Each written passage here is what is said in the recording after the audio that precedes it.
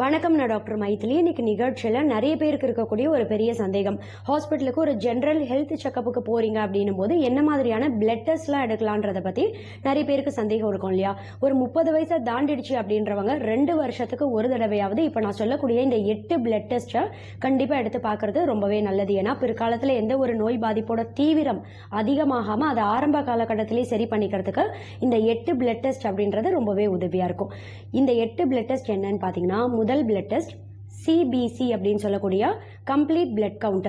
இதுல பாத்தீங்கன்னா உங்க ஹீமோகுளோபினோட எண்ணிக்கை எவ்வளோ இருக்கு, ரத்த சிவப்பு அணுக்களோட எண்ணிக்கை எவ்வளோ இருக்கு, கூடவே ரத்த வெள்ளை அணுக்களோட எண்ணிக்கை எவ்வளோ இருக்குன்றத கரெக்டான அளவுல கொடுத்துருவாங்க. கூடவே உங்க உடம்புல ஏதாவது இன்ஃபெக்ஷன் இருக்கு அப்படின்னா அதையும் இது காட்டி கொடுத்துரும். இந்த சிபிசி அப்படின்ற பிளட் டெஸ்ட்டை தொடர்ந்து அடுத்து ரெண்டாவது பாத்தீங்கன்னா பிளட் சுகர் டெஸ்ட், அதாவது fasting blood sugar, post prandial blood sugar, கூடவே 3 மாசத்துக்கு உண்டான ஆவரேஜ் பிளட் சுகரை கணக்கிட்டு சொல்லக்கூடிய HbA1c அப்படின்னு சொல்லக்கூடிய ஒரு பிளட் டெஸ்ட்.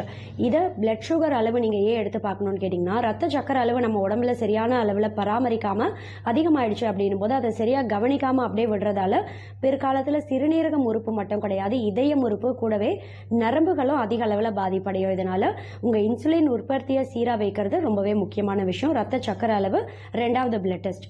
மூணாவது என்னன்னு பாத்தீங்கன்னா லிபிட் ப்ரொஃபைல் அப்படின்னு சொல்லுவோம். இதுல பாத்தீங்கன்னா டோட்டல் கொலஸ்ட்ரால், ட்ரைகிளிசரைட், HDL அப்படின்னு சொல்லக்கூடிய நம்ம உடம்புல இருக்கக்கூடிய நல்ல கொழுப்போட அளவு, கூடவே LDL அப்படின்னு சொல்லக்கூடிய லோ டென்சிட்டி லிப்போப்ரோட்டீன் அப்படின்னு சொல்லுவோம், நம்ம உடம்புல இருக்கக்கூடிய கெட்ட கொழுப்போட அளவு. இது எல்லாமே கரெக்டான அளவுல இருக்கான்றதை செக் பண்றது தான் லிபிட் ப்ரொஃபைல். பொதுவா கெட்ட கொழுப்போட அளவு நம்ம உடம்புல அதிகமாக கூடாது, நல்ல கொழுப்போட அளவும் பாத்தீங்கன்னா கரெக்டான அளவுல பராமரிக்கணும். இதெல்லாம் அதிகமாயிடுச்சு, கொழுப்பு அதிகமாயிடுச்சு அப்படின்னும் போது ரத்த குழாய் உள்ள போய் படியும் போது இதயத்துக்கு ரத்த ஓட்டம் சீரான முறையில போய் சேராம இதனாலேயும் மாரடைப்பு ஏற்படக்கூடிய வாய்ப்பு கொஞ்சம் அதிகம் தான். இதனால கொழுப்போட அளவு நம்ம உடம்புல கரெக்டா இருக்கா அப்படின்றத லிபிட் ப்ரொஃபைல் மூலமா நம்ம தெரிஞ்சுக்கலாம்.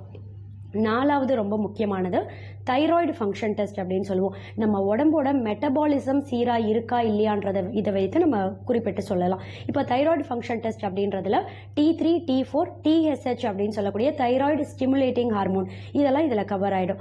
ஐந்தாவது பாத்தீங்கன்னா லிவர் ஃபங்க்ஷன் டெஸ்ட் அப்படின்னு சொல்லுவோம். இதுல SGOT, SGPT மாதிரியான லிவர் என்சைம்ஸ் எல்லாமே நார்மலா இருக்கா, லிவர் ஃபங்க்ஷன் எப்படி இருக்குன்றத இது மூலமா நம்ம தெரிஞ்சுக்கலாம். ஆறாவது கிட்னி ஃபங்க்ஷன் டெஸ்ட். இதுல பாத்தீங்கன்னா சிறுநீரகம் உறுப்பு ஆரோக்கியமா செயல்படுதான்றத யூரியா, கிரியாட்டினின், யூரிக் ஆசிடை வைத்து கணக்கிட்டு சொல்லிடுவாங்க. ஏழாவது ரொம்ப முக்கியமானது நம்ம எலும்போட ஆரோக்கியம், தசையோட ஆரோக்கியத்தை குறிக்கக்கூடிய வைட்டமின் டி அப்படின்னு சொல்லக்கூடிய முக்கியமான ஒரு பிளட் டெஸ்ட். இது பாத்தீங்கன்னா நிறைய பேருக்கு இப்போ வைட்டமின் டி டெஃபிஷியன்சி இருக்கு இல்லையா, இந்த குறைபாடு சரியா கவனிக்காம அப்படியே விடும்போது பிற்காலத்துல எலும்பு சம்பந்தப்பட்ட வியாதி அதிக அளவில் ஏற்படக்கூடிய வாய்ப்பு ரொம்பவே அதிகம். இதனால வைட்டமின் டி ஊட்டச்சத்து குறைபாடு இருக்கா இல்லையான்றத இந்த டெஸ்ட் மூலமா தெரிஞ்சுக்கலாம். எட்டாவது ரொம்ப முக்கியமானது CRP அப்படின்னு சொல்லுவோம், சி ரியாக்டிவ் புரோட்டீன். இது மூலமா நம்ம உடம்புல ஏதாவது இன்ஃப்ளமேஷன் இருக்கா அப்படின்றத நம்ம தெரிஞ்சுக்க முடியும். இப்ப நான் சொன்ன இந்த 8 பிளட் டெஸ்ட்டை நீங்க 2 வருஷத்துக்கு ஒரு தடவை எடுத்து பார்த்தா போதுமானது. ஆனா உங்க பிபி அப்படின்னு சொல்லக்கூடிய பிளட் பிரஷர், அதாவது ரத்த அழுத்தம் கரெக்டா இருக்கான்றத ரெகுலரா மானிட்டர் பண்ண வேண்டியது ரொம்ப முக்கியமான ஒரு விஷயம். தேங்க்யூ.